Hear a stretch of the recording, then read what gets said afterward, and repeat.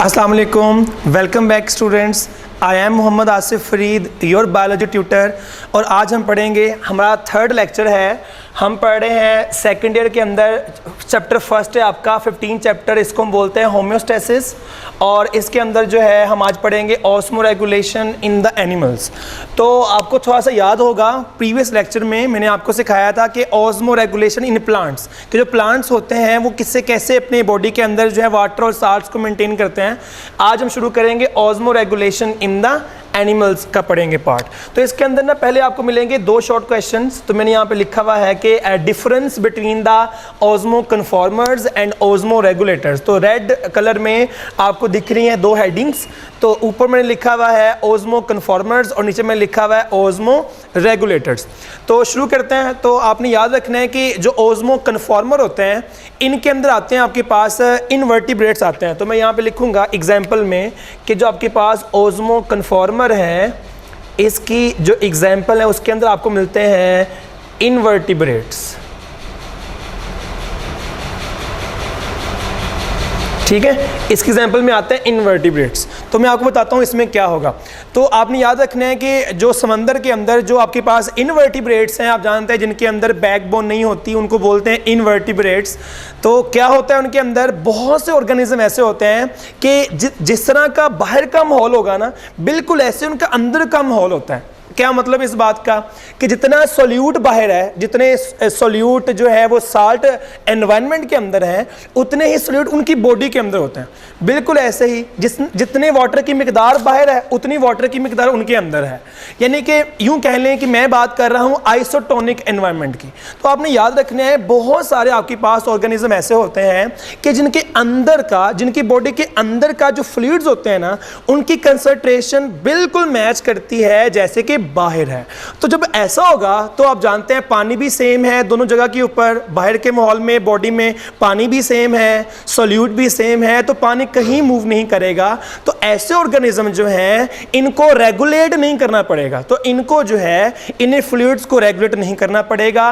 हम इन्हें बोलते हैं ऑस्मो कन्फॉर्मर्स। तो पढ़ते हैं कि what are the osmoconformers. तो मैंने यहाँ पे लिखा हुआ है एनिमल बॉडी फ्लूइड्स। तो एनिमल की बॉडी के अंदर जो फ्लूइड्स हैं, तो animals body fluids are kept isotonic, वो बिल्कुल सेम है किसके साथ मिलते हैं, बाहर के माहौल के साथ। तो आपने याद रखना एनिमल बॉडी फ्लूइड जो हैं उनको रखा जाता है बिल्कुल आइसोटोनिक जैसे कि बाहर का माहौल है। और जब ऐसा हो जाएगा तो पानी कहीं मूव नहीं करेगा, इन्हें खपना नहीं पड़ेगा। तो एनिमल्स डू नॉट रिक्वायर, इनको नीड नहीं है। किस बात की नीड नहीं है, रेगुलेट करने की ऑस्मोटिक स्टेट को। तो पानी और सोल्यूट को मेंटेन करने की इनको नीड नहीं पड़ेगी। इनको बोलते हैं ऑस्मो कन्फॉर्मर्स।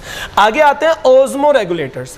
तो अब यहां पर तो हमने बात की थी आइसोटोनिक की, अब हम बात कर रहे हैं ऑस्मो रेगुलेटर्स। यानी मैं कहना ही चाह रहा हूं कि ऐसे ऑर्गेनिज्म जो रहते हैं हाइपरटोनिक माहौल में या रहते हैं हाइपरटोनिक माहौल में। तो ये आसान बात कर लेते हैं कि या वो रहते हैं समंदर के अंदर मैरीन वाटर में रहते हैं या वो रहते हैं फ्रेश वाटर में। तो आपने याद रखना है अगर एक ऑर्गेनिज्म जो है फ्रेश वाटर के अंदर है या मैरीन के अंदर है तो उनके अंदर का माहौल, ऑर्गेनिज्म के अंदर का माहौल और बाहर का माहौल सेम नहीं है। तो आपने याद रखना है ऐसे ऑर्गेनिज्म, दोज ऑर्गेनिज्म जिनके अंदर के फ्लूइड्स, जो उनकी कंसंट्रेशन है अंदर के फ्लूइड की और जो बाहर की कंडीशन है वो सेम नहीं है। जब सेम नहीं है तो क्या होगा, पानी का फर्क आ जाएगा। तो एक जगह पे आपको मिलेगा पानी ज्यादा, एक पे मिलेगा कम, तो पानी क्या करेगा, पानी मूव करेगा। और जब पानी मूव करेगा तो जो ऐसे ऑर्गेनिज्म है उन्हें actively have to regulate the body fluids, तो उन्हें बोलते हैं ऑस्मो रेगुलेटर्स। तो यहां लिखे मैंने एनिमल बॉडी फ्लूइड्स, ये वो ऑर्गेनिज्म है जिनकी बॉडी के जो फ्लूइड होते हैं वो डिफरेंट होते हैं। उधर सेम थे, इधर डिफरेंट हैं। किससे डिफरेंट हैं, फ्रॉम द एक्सटर्नल एनवायरनमेंट। तो इसका मतलब है ऑस्मो रेगुलेटर्स में हर वो ऑर्गेनिज्म आ जाएगा कि जिसके अंदर का एनवायरनमेंट जो है, जो फ्लूइड है, वो फर्क करता है फ्रॉम द एक्सटर्नल एनवायरनमेंट। और जब ऐसा होगा तो क्या करना पड़ेगा, तो वो जो एनिमल्स हैं उन्हें एक्टिवली, उन्हें अच्छा खासा एफर्ट करनी पड़ेगी। क्या करने की, एडजस्ट करने की, इंटरनल फ्लूइड को एडजस्ट करना पड़ेगा। फॉर एग्जाम्पल हाइपोटोनिक एनवायरनमेंट, मैंने आपको सिखाया था कि जो हाइपोटोनिक होता है ना, इसके अंदर लेस साल्ट है और ज़्यादा पानी होता है। तो ऐसे माहौल के अंदर ज़्यादा पानी होता है। जब ज़्यादा पानी होगा तो मैंने कहा था ज़्यादा पानी जो है वो एनवायरनमेंट से, बाहर से ऑर्गेनिज्म के अंदर जाएगा। तो जब बार बार पानी जो है वो ऑर्गेनिज्म के अंदर जा रहा होगा तो क्या करना पड़ेगा, उसको पानी से जान छुड़ानी पड़ेगी। तो क्या होगा, हाइपोटोनिक माहौल में ये जो एनिमल्स होते हैं ये क्या करते हैं, ये रिलीज करते हैं डाइल्यूटेड यूरिन। ठीक है, ज्यादा पानी, क्योंकि बाहर के माहौल से पानी उनके अंदर आ रहा है तो वो ये ऐसा प्रोड्यूस करेंगे यूरिन। और अगर वो रहते हैं हाइपरटोनिक माहौल में, यानी कि जहां पर साल्ट ज्यादा है और पानी कम है, तो क्या होगा, ऑर्गेनिज्म की बॉडी में से पानी जो है ना वो बाहर जाएगा।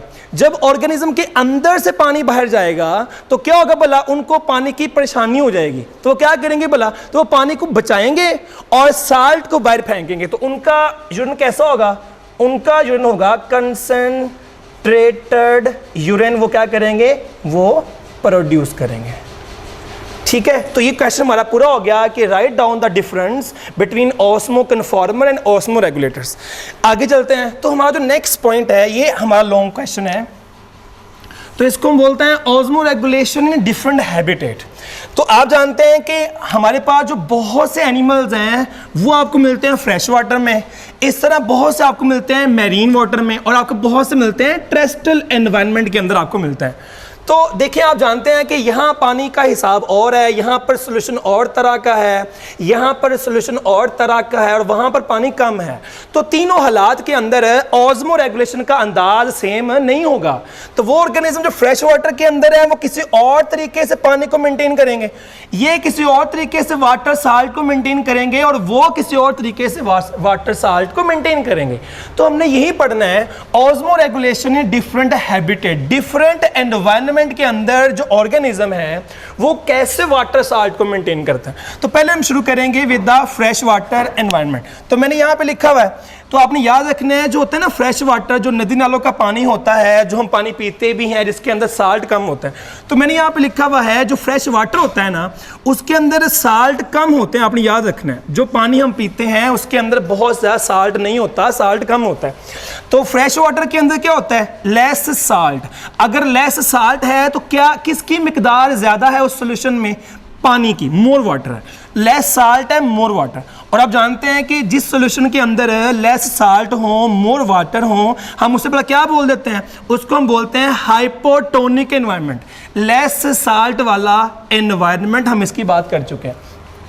फिर हमने क्या सीखा था, मैंने कहा था कि माहौल के अंदर, यानी कि सॉल्यूशन के अंदर भला क्या है, सॉल्यूशन के अंदर पानी ज्यादा है, तो भला क्या होगा, पानी जाएगा हाई से लो। तो ये जो एनिमल्स हैं इनकी बॉडी में क्या होगा, तो एनिमल जो है उनके बॉडी के अंदर वाटर जो है वो एंटर करेगा, उनकी बॉडी को फ्लड कर देगा, फ्लडिंग ऑफ बॉडी हो जाएगी, यानी कि फ्लडिंग ऑफ बॉडी जो है वो हो जाएगी, ऐसा हो जाएगा भला किसके अंदर, फ्रेश वाटर एनवायरनमेंट में।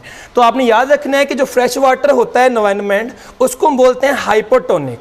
तो हाइपोटोनिक एनवायरनमेंट के अंदर या फ्रेश वाटर के अंदर एनिमल्स को क्या मसला आता है, उनको मसला ये आता है कि जो एनिमल्स होते हैं उनकी बॉडी के अंदर पानी आ रहा होता है। तो जब उनकी बॉडी के अंदर पानी आ रहा होता है तो वो क्या चाहते हैं, वो चाहते हैं कि हम पानी से बचें, हमारी जान पानी से छूट जाए। तो हमने क्या सीखना है, हमने सीखना भी है कि उनकी बॉडी में ऐसी कौन सी अडॉप्टेशंस हैं। तो पहला सवाल है कि फ्रेश वाटर में कौन कौन से आपको मिलते हैं ऑर्गेनिजम्स। तो आप जानते हैं कि आपको इनके अंदर मिलते हैं पैरामीशियम, यानी कि आप जानते हैं कि ये किससे बिलोंग करता है, ये बिलोंग करता है प्रोटोजुआ से, ठीक है, उससे बिलोंग करता है। और आप पार्ट 1 के अंदर 7 चैप्टर में पढ़ चुके हैं कि जो पैरामीशियम होते हैं, जो प्रोटोजुआ होते हैं ना, इनके अंदर आपको मिलता है कॉन्ट्रैक्टाइल वैक्यूल।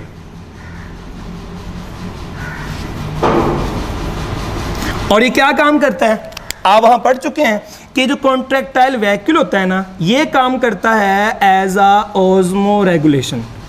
तो ये रोल प्ले करता है ऑस्मो रेगुलेशन में। तो क्या होगा, जैसे जैसे पानी उनकी बॉडी में आता जाएगा ये पानी को स्टोर किया जाएगा और इसका साइज बढ़ता जाएगा, और जब जो है ये फुल भर जाएगा तो ये करेगा कॉन्ट्रैक्ट और पानी को बॉडी से बाहर निकाल देगा। इसीलिए हमने इसका नाम रखा है कॉन्ट्रैक्टाइल वैक्यूल, ऐसा वैक्यूल जिसमें एबिलिटी है कि वो करता है कॉन्ट्रैक्ट। तो फिर देखिए हम क्या लर्न कर रहे हैं, हम बात कर रहे हैं फ्रेश वाटर एनवायरनमेंट की। उसका एक और नाम ये होता है, फ्रेश वाटर के अंदर पानी ज़्यादा होता है। जब माहौल में पानी ज़्यादा होगा, एनिमल में पानी कम होगा, तो जो पानी होता है वो एनिमल की बॉडी में जाएगा। जब पानी एनिमल की बॉडी के अंदर जाएगा तो उसकी बॉडी के अंदर फ्लड आएगा। तो फ्लड से बचने के लिए, पानी अंदर आए जा रहा है, फ्लडिंग हो रही है, तो फ्लडिंग से बचने के लिए जो प्रोटोजुआ होते हैं उन्होंने क्या रखा है भला, वो जो है वो रखते हैं कॉन्ट्रैक्टाइल वैक्यूल जो काम करेगा ऑस्मो रेगुलेशन में। अब सवाल पैदा होता है कि इन एनिमल्स के अलावा जो हमारे पास फिश है, तो फिश क्या करेगी भला। तो शुरू करते हैं, फिश क्या करेगी। पहली बात तो ये आपने याद रखना है कि पानी बॉडी में क्योंकि अंदर आ रहा है तो पानी से जान छुड़ाने के लिए वो प्रोड्यूस करेगी डाइल्यूटेड यूरिन, जो पीछे लिखा था हमने, तो ये प्रोड्यूस करेगी डाइल्यूटेड यूरिन, ज्यादा वाटर जो है वो यूरिन के अंदर प्रोड्यूस करेगी। ये आपने याद रखना है। फिर आपने ये भी याद रखना है कि जब एक फिश जो है इतना ज्यादा पानी से जान छुड़ाने के लिए ऐसा प्रोड्यूस करेगी यूरिन, तो इसका क्या लॉस हो जाएगा, साल्ट। तो लॉस ऑफ साल्ट, ये इसका मसला आ गया, ठीक है, ये इसका आ गया प्रॉब्लम, क्योंकि उसने ज्यादा पानी वाला प्रोड्यूस करना है यूरिन। तो जब वो ज्यादा वाटर वाला प्रोड्यूस करेगी यूरिन, तो साथ क्या लॉस हो रहे हैं उसके लॉस हो रहे हैं साल्ट। अब सवाल पैदा होता है कि साल्ट जो उसके लॉस हो रहे हैं इसे कैसे बचाएगी। तो इसको वो पूरा कर लेगी, ये जो साल्ट उसके गुम रहे हैं, साल्ट उसके वेस्ट हो रहे हैं, इसको वो पूरा कर लेगी अपनी डाइट के जरिए, पहली बात। और साथ क्या करेगी भला, वो एक्टिवली साल्ट जो है इसे करेगी एब्जॉर्ब बाय द गिल्स। तो ये दो पॉइंट्स आपने याद रखने हैं कि वो जो उसकी बॉडी में से साल्ट जाया हो रहे हैं, पानी के साथ मिलके जा रहे हैं, वो उसे मेंटेन कैसे करेगी भला, वो डाइट के जरिए मेंटेन करेगी। और साथ वो क्या करती है, वो एक्टिवली साल्ट को एब्जॉर्ब करेगी बाय द गिल्स। तो ये हमने क्या सीखा है, हमने सीखा है कि वो ऑर्गेनिज्म जो फ्रेश वाटर के अंदर आपको मिलते हैं वो वाटर को मेंटेन कैसे करते हैं, तो वो साल्ट और वाटर को मेंटेन कैसे करते हैं। तो हमने क्या सीखा आज, आज हमने टॉपिक शुरू किया था ऑस्मो रेगुलेशन इन एनिमल्स। इसके अंदर हमने डिफाइन किया ऑस्मो कन्फॉर्मर क्या चीज़ है, ऑस्मो रेगुलेटर क्या चीज़ है। फिर हमने क्या सीखा, फिर हमने सीखा कि हमारे पास डिफरेंट हैबिटेट्स के अंदर वो कैसे परफॉर्म करते हैं, ऑर्गेनिज्म कैसे ऑस्मो रेगुलेट करते हैं। तो हमने आज पूरा किया है कि फ्रेश वाटर के अंदर पाए जाने वाले प्रोटोजुआ कैसे मेंटेन करेंगे और फिश जो है वो कैसे ऑस्मो रेगुलेट करती है in the fresh water environment. That was all about my today lecture. Wish you all the best. अल्लाह हाफिज़।